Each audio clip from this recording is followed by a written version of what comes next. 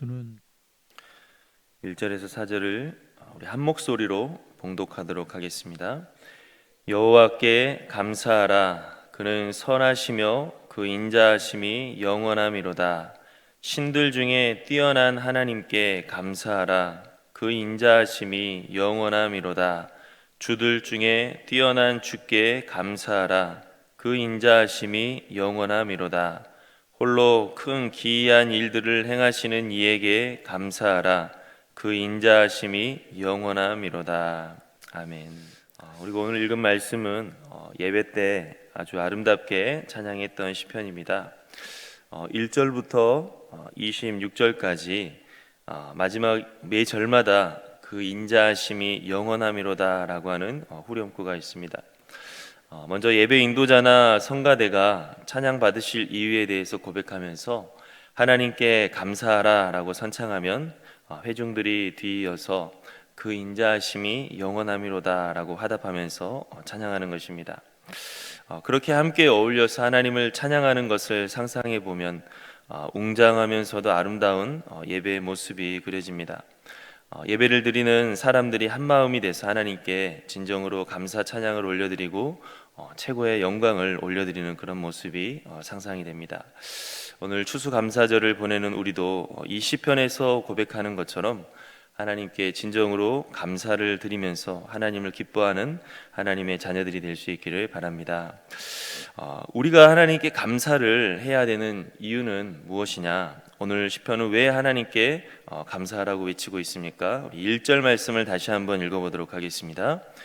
여호와께 감사하라. 그는 선하시며 그 인자하심이 영원함이로다. 아멘. 1절부터 26절까지 각 절마다 하나님을 찬양할 이유들을 이야기하고 있는데 후렴구는 모두 동일한 고백을 하고 있습니다. 바로 그 인자하심이 영원함이로다라고 하나님의 인자하심을 찬양하고 있습니다. 이 첫 번째 절에서만 그는 선하시며 그 인자하심이 영원함이로다라고 하면서 하나님은 선하시다라고 고백을 하고 있습니다.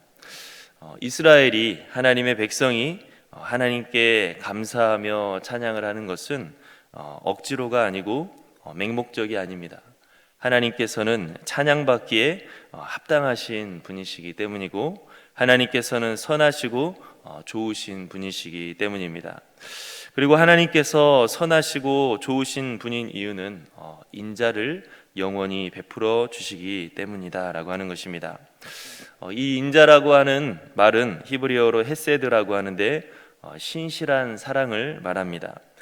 감정적으로 충동적으로 사랑하는 것이 아니라 언약을 신실하게 지키듯이 변함없는 사랑, 성실한 사랑을 의미합니다. 특히 하나님께서 하나님께 택함을 받은 이 언약 백성을 향한 사랑인데 오늘 시편은 바로 이 하나님의 인자하심, 신실한 사랑에 대해서 감사하고 찬양하고 있습니다. 4절부터 9절은 천지의 창조주로서 베풀어 주신 사랑, 그리고 10절부터 22절은 이스라엘의 역사 속에서 베풀어 주신 사랑에 대해서 감사하고 있습니다. 이스라엘이 자기가 걸어온 길을 생각해 보면 하나님께서 변함없이 또 성실하게 이스라엘을 돌보시고 지켜주시고 인도해 주신 그런 하나님의 사랑이 가득하다라고 하는 것을 알 수가 있었습니다. 이스라엘은 세계 여러 민족 중에서 너무나 작고 초라해서 이 하나님의 특별한 택함과 사랑을 받을 그러한 만큼 강성하고 또 그럴듯한 민족이 아니었습니다. 더군다나 이스라엘은 자기를 이렇게 선택해 주신 하나님을 너무나 많이 거역하고 너무나 많이 배반했는데 하나님께서는 이런 이스라엘을 신실하게 사랑해 주신 것입니다. 인간의 마음 같아서는 분노가 일고 버리고 싶을 텐데 하나님께서는 오히려 이런 이스라엘의 탈선을 안타까워하셨습니다. 이스라엘이 생사화복의 주관자이신 하나님을 떠나서 죄악에 빠져 멸망의 길로 가려는 것을 하나님께서는 슬퍼하시면서 돌아와라 돌아와라 하시면서 계속 붙잡아 주셨습니다. 이스라엘은 하나님을 계속해서 배반하지만 하나님께서는 계속 용서하시고 새롭게 기회를 주시면서 이끌어 가신 것입니다. 바로 이런 지난 날들을 돌아보니까 이스라엘은 하나님은 선하시고 그 인자하심은 영원하다라고 고백하지 않을 수가 없었고, 이와 같이 하나님을 찬양하지 않을 수가 없었던 것입니다. 더군다나 하나님께서 얼마나 높으신 분이시고 또 얼마나 존귀하신 분이시다라고 하는 것을 우리가 알게 된다면 하나님의 사랑이 정말 크고 감사한 일인지를 우리가 알게 될 것입니다. 우리 2절과 3절을 다 같이 함께 읽어보도록 하겠습니다. 신들 중에 뛰어난 하나님께 감사하라. 그 인자하심이 영원함이로다. 주들 중에 뛰어난 주께 감사하라. 그 인자하심이 영원함이로다. 아멘. 하나님은 어떤 분이시냐? 신들 중에 신이시고 주들 중에 주이시다. 왕 중에 왕이시다. 이 말은 하나님이 가장 높은 분이시고 함부로 다가갈 수 없는 거룩한 분이시다라고 하는 것입니다. 이런 존귀하신 하나님께서 이스라엘을 어떻게 사랑하셨습니까? 질투하신다 하셨고 매달리셨습니다. 하나님께서 왜 이스라엘이 우상 숭배하는 것을 보시면서 질투하고 마음 아파하고 다시 돌아오라고 그렇게 간절히 바라셔야 되느냐? 그럴 필요가 사실 없으십니다. 아무것도 아닌 이스라엘은 하나님께 있으나 없으나 별 상관없는 작은 존재입니다. 이스라엘이 마음에 들지 않으면 그냥 신경 쓰지 않고 버리셔도 아무 문제가 하나님께는 없는데, 그런데 하나님께서는 이런 이스라엘이 하나님을 떠나면 마음 아파하시고 눈물을 흘리시고 다시 돌아오라고 외치신 것입니다. 신들 중에 신이시요 주들 중에 주이신 하나님께서 이스라엘이라는 먼지 같은 사람들을 향해 그렇게 매달리는 것입니다. 하나님께서는 그렇게 이스라엘을 극진히 사랑하셨고 자기를 낮추어서 사랑을 하셨습니다. 그리고 그 사랑을 보여주기 위해서 한 번은 호세아 선지자에게 음란한 여인 고멜과 결혼하도록 하셨는데, 이 호세아 선지자가 음란한 여인 고멜과 결혼하자 어떻게 되었느냐? 그의 아내인 고멜은 그 음란함 때문에 남편을 떠나서 다른 남자에게로 가버렸습니다. 호세아의 그 억울함을 하나님께서는 아심에도 불구하고 하나님께서는 호세아에게 다시 한번 고멜을 용서하고 아내를 데려오라라고 말씀하셨습니다. 고멜은 자기 죄에 빠져서 다른 이들에게 속박되어 버린 상태였는데, 하나님께서는 호세아 선지자에게 몸값을 치르고 너의 아내를 데려와서 다시 아내로 삼아라 라고 하셨습니다. 그 음란한 아내를 바라보는 남편인 호세아의 마음은 어떻겠습니까? 자기를 떠나 다른 남자에게 가버린 그 아내를 바라보는 호세아의 마음은 사실 용서할 이유도 없고 용서할 마음도 없을 것입니다. 그러나 하나님께서는 호세아 선지자에게 다시 아내로 맞아들이라 라고 하셨는데, 이것이 바로 이스라엘을 향한 하나님의 사랑이다 라고 하신 것입니다. 이렇게 하나님께서는 자기를 낮추시고 매달리시고 희생하면서 이스라엘을 사랑해 주셨는데, 놀랍게도 바로 이 하나님이 바로 천지를 창조하신 왕 중에 왕이시다라고 하는 것입니다. 이 세상의 가장 높은 분께서 자기가 택한 백성을 그렇게 신실하게 성실하게 사랑해 주셨습니다. 만약 이스라엘이 이 사실을 분명히 안다면, 정말 이 사실을 제대로 안다면 엎드려서 감사하지 않을 수 없는 참으로 놀라운 일입니다.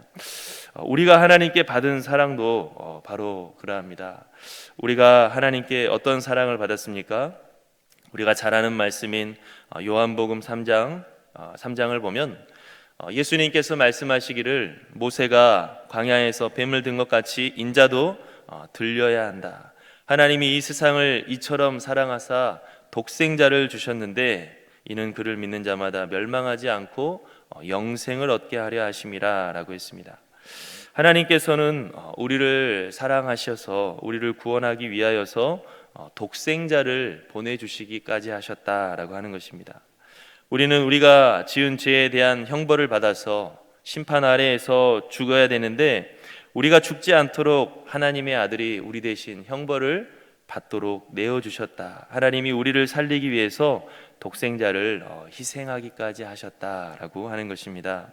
천지의 창조주이시고 거룩하신 하나님께서 그렇게 독생자를 희생시킬 만큼 우리가 대단하느냐?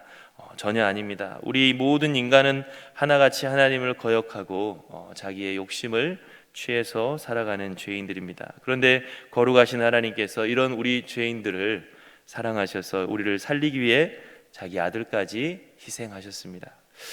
예수님 또한 마찬가지입니다. 예수님은 어떤 분이십니까? 우리와 똑같이 배고픔을 겪으시고 누더기 옷을 입으셨지만 실상 예수님은 성삼위일체 하나님으로서 성부 하나님과 이 세상을 창조하신 성자 하나님이시고 세상을 창조하신 창조주이십니다. 그런 성자 하나님이 우리를 구원하기 위해서 어떻게 하셨느냐? 육체를 입고 이 세상에 오셨습니다. 온 우주를 창조하셔서 온 우주가 담기도 힘든 그 하나님의 아들이 한낱 인간의 몸으로 태어난다고 하는 것은 정말 말도 안 되는 일인데 예수님께서는 그렇게 자기를 낮추신 것입니다. 우리에게 다른 누군가를 위해서 희생하라라고 한다면, 내가 가진 것을 포기하고 나 자신을 낮추라고 한다면 정말 그 일은 너무 힘들고 얼마나 괴로운 일인지를 우리가 다 알고 있습니다. 그런데 천지를 창조하신 하나님의 아들이 영광스러운 하늘 보좌를 버리시고 인간 세상에 오셔서 우리와 같은 한 인간으로 태어나신 것입니다. 그리고 거룩하신 하나님 앞에 아무것도 아닌 인간들에게 멸시와 조롱을 당하시고 결국에는 죽임까지 당하셨습니다.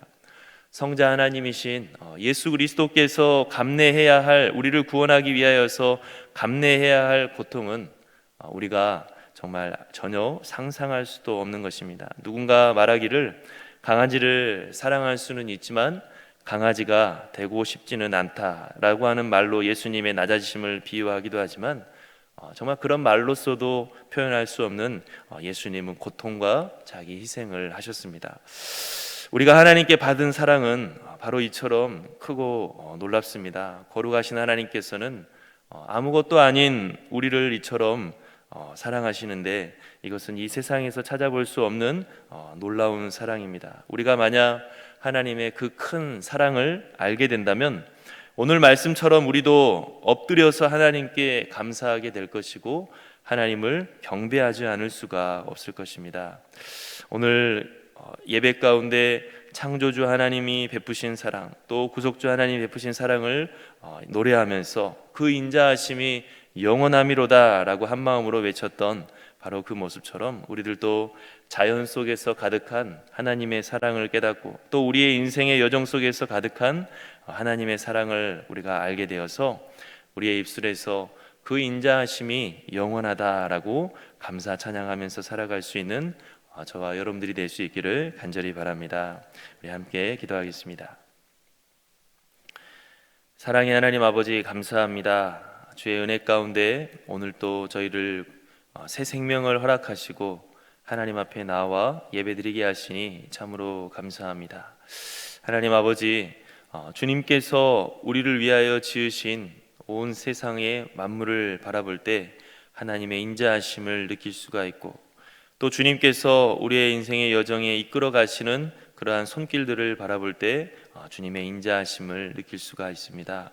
하나님, 우리들은 그것을 알지 못하여 하나님을 떠나며 또 하나님을 거역하기가 십상인데 이런 우리를 주님께서 택하시고 신실하게 우리를 버리지 아니하시고 계속해서 하나님 나라에 이를 때까지 인도하여 주시니 참으로 감사합니다. 오늘 고백했던 이 말씀처럼 우리들도 하나님을 찬양받기에 합당하신 하나님을 분명히 알게 하시고 그 인자하심이 영원하시다, 그는 선하시다라고 우리가 언제나 하나님께 감사 올려드리고 영광 올려드릴 수 있는 저희 모두가 다 되게 도와주시옵소서. 예수님의 이름으로 기도하옵나이다. 아멘.